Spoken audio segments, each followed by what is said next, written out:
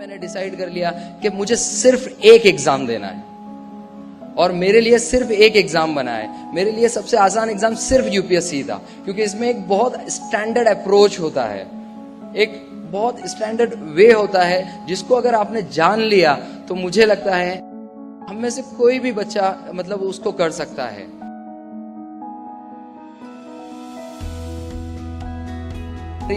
मतलब बहुत extraordinary student नहीं हूँ, मैं बहुत एक नॉर्मल स्टूडेंट हूँ। बस इसमें सबसे एक जो की फैक्टर मुझे लगा है वो है आपकी इंटीग्रिटी, आपका डेडिकेशन, आप कितने दिन तक डटे रहते हैं।